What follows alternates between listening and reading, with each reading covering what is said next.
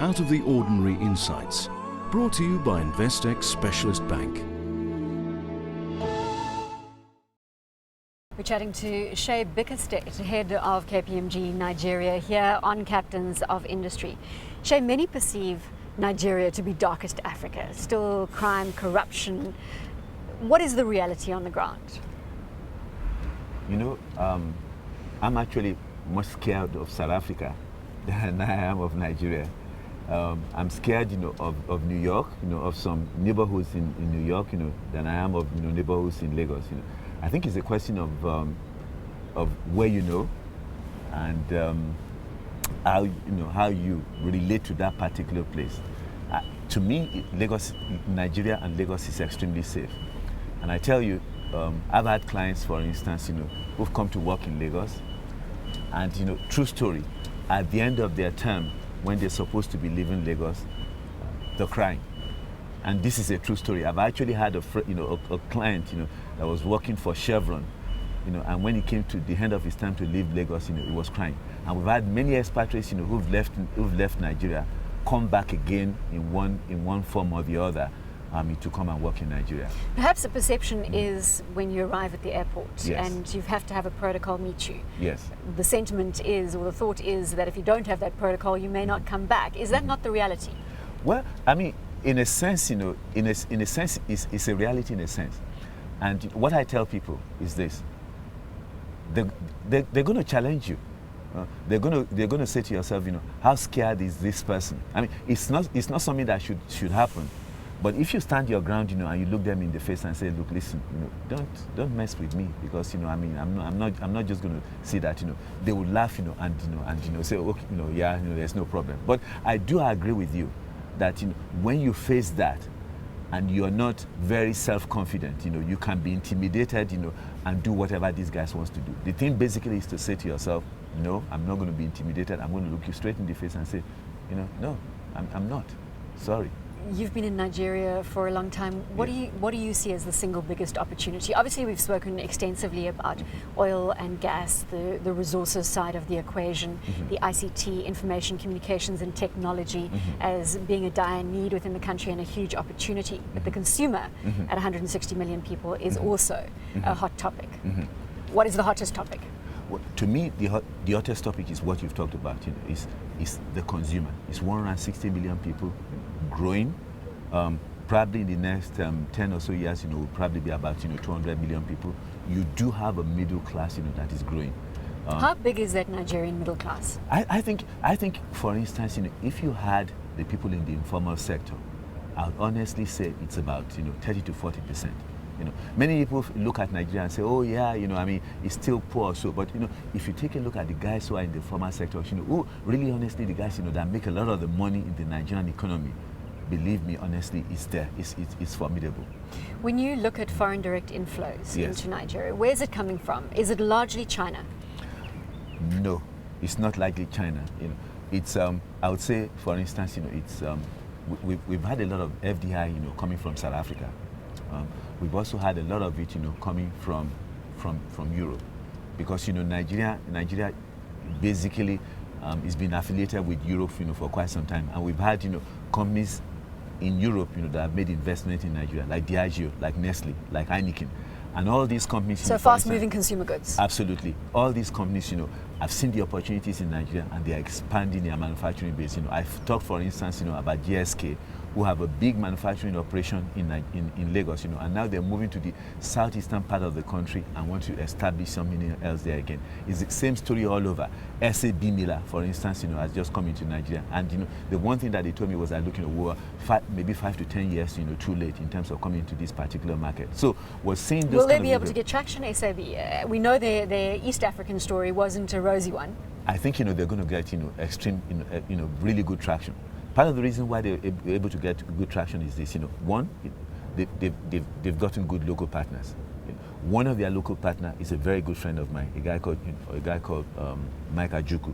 They've also got another business partner that I don't want to mention, but who is a state governor. Okay, so they know exactly what they're doing. And one of the things they did, which might be different from what they did in East Africa, for instance, was that they bought existing breweries. who already have capacity, who already know the market, that they're in. They bought Padbot, for instance, in Rivers State, Then they went rather than trying to start their own operation. Rather than starting the, and when they then understood the market, they then decided, that we're going to do a greenfield, and they did a greenfield at a place called Onitsha. They did it at Onitsha because they already knew that market. Their biggest distributor in Nigeria, comes from that particular place in Onitsha. So they're there. And one of the things they're also doing basically is that they're going to be innovators in the market. One of the things, they want to use cassava, for instance, to make beer, from fermentation. They've tried this before in Mozambique. It's worked for them. I went, I saw the product myself. I tasted it. It tasted extremely nice. We have, cassava in abundance in Nigeria also. So there's no question in my mind, about the fact, that they're going to be very successful, despite the efforts, of people like Diageo or Heineken to keep them out of that market. If we look at Nigeria and coming back to the entrepreneur, as you say, they want government to create an enabling environment for them. How far are we from government taking those measures? Where are we going to see the enormous infrastructure injection that is needed? Where's it going to come from, rather? To me, it's going to come, really from the private sector.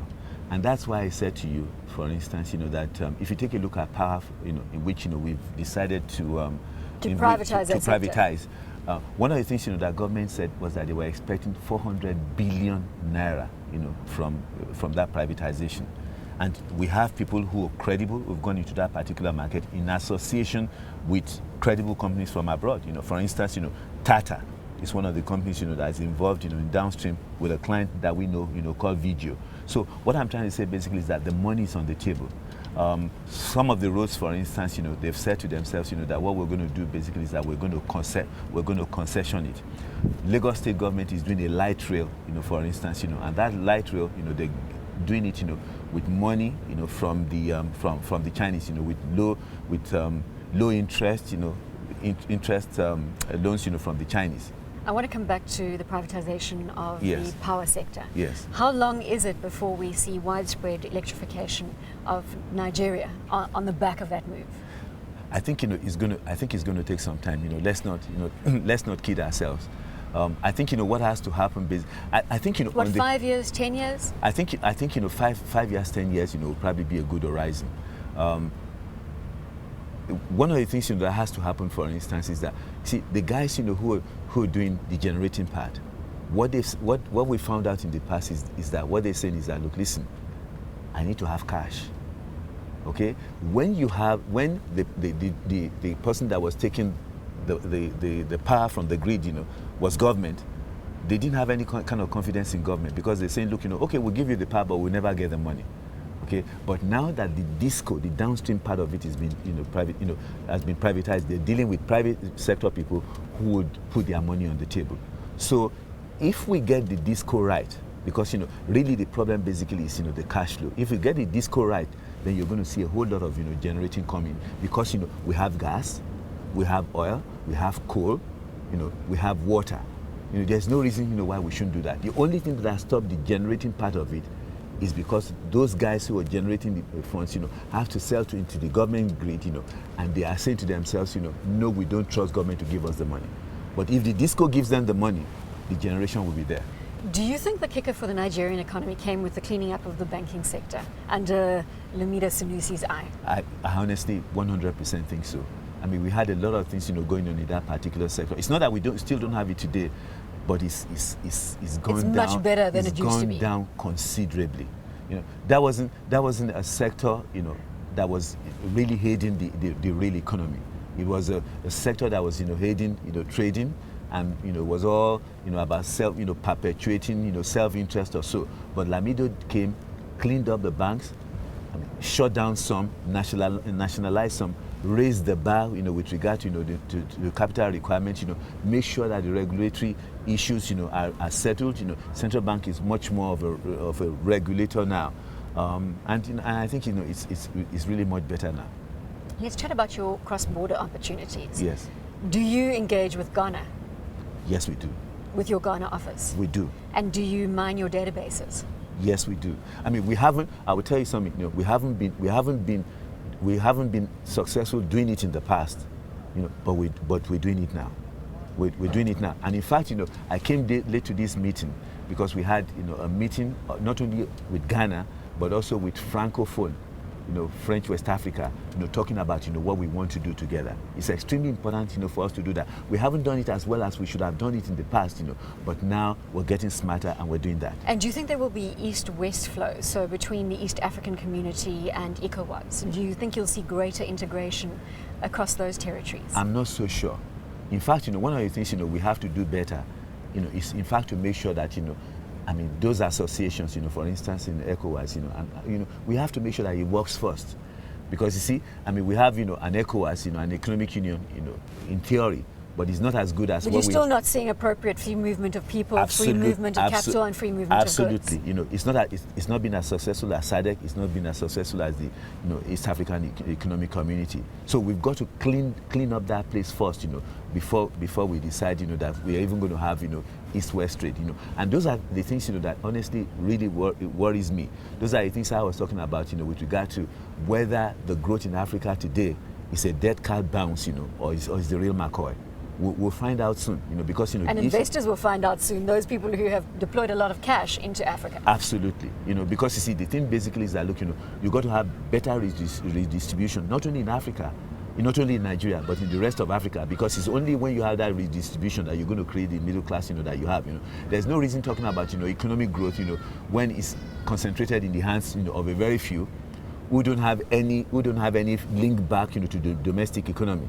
They're buying Trump tires, in Toronto. They're buying, houses in Fifth Avenue or in Chelsea and Kensington. They're buying Bentleys, those are not things, Do you think that we are in danger of seeing a short-term culture and not a sustainable culture being built across the African continent with this newfound wealth, which is the point you're talking about now? Absolutely. I think, that's a real and present danger. There's no question about that, And, the real translation of potential into development that we're looking for will stem from whether we're able to make that particular transformation.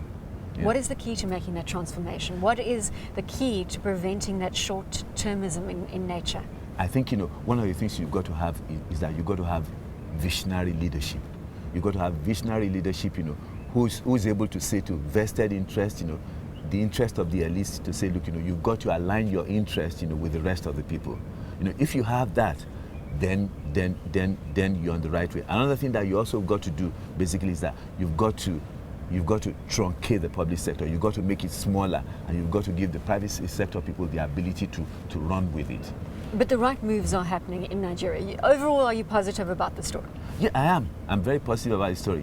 Nigerians are very impatient people. They want things to be done, yesterday rather than today. And there's no question about the fact that look, listen. People are saying, why are we not, moving faster?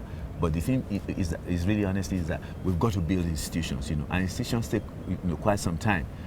We've tried a man on horseback, we've tried the military, we've tried, fear decrease or so, and it really honestly doesn't work, But we've got to, build institutions, and hope that those institutions, really build us out, The question basically is that how quickly do we build those institutions, and how do we make sure that they endure? Seyi, tell me a little bit about KPMG's infrastructure within Nigeria. Yes. How are you facilitating corporate transactions in that territory and advising corporates who are entering Nigeria? Well, what we've done is that we have what we call a cradle to grave view of coming to do business in Nigeria. We'll help you to get into Nigeria. We provide all kinds of advice. Whether entry strategy, tax. We'll introduce you to the right people. We do your audit. We'll do your tax. We'll provide immigration services to you. We'll help you to recruit people. You just kind of make sure that you get and the services aren't restricted to the big multinationals. Can smaller entrepreneurs engage your services, or does it become too expensive? I think I've got to tell you now that we don't do a lot of work for small entrepreneurs. A lot of the work that we do are for really the multinationals. We're multinationals. Whether it's foreign multinationals or whether it's domestic multinationals like a Dangote, like an Honeywell, like an MTN, or that or so. So, who can the entrepreneur engage? if they have a concept for the African continent? See, what we do is this, I mean, those entrepreneurs, have the ability to use, smaller farms than us. But what we also do in KPMG is that we bet on some entrepreneurs. When we formulate our strategy, we say to ourselves, just like, my colleague Shewande was saying today, we say to ourselves, who are the next Dangotes? Exactly. This could be the next Aliko Dangote worth $13.3 billion. Absolutely. We say, who is the next Dangote? And when we put our strategy together this year, that's exactly what we did. We said, who are the next Dangotes? And we identified about 5 or 6 of them, that are going to be at the next Dangotes, and we laser beamed on them. We said, okay, we're going to go after these people. Okay, we're going to go after them, even if it means, we make an investment in terms of, the fees, that we charge them simply because we believe in them. And out of the 5 or 6 that we've selected, we've made a hit with 4.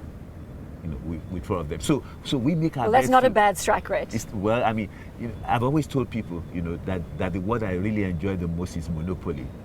I mean, I really like that word monopoly, especially if it applies to the services that I offer. So I honestly like it to be 6 out of 6, and I think we're going to get 6 out of 6. Now, you are the best performing territory, yes, African country within the Africa strategy for KPMG. Can yes, you maintain that performance? I think so, because the thing I tell my guys, and Shegun Showande, who helps us with strategy, said the same thing too, is that you have to be paranoid.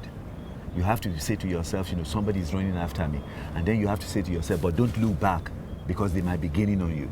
So you've got to do that. You've got to have the best people, and you've got to instill a culture.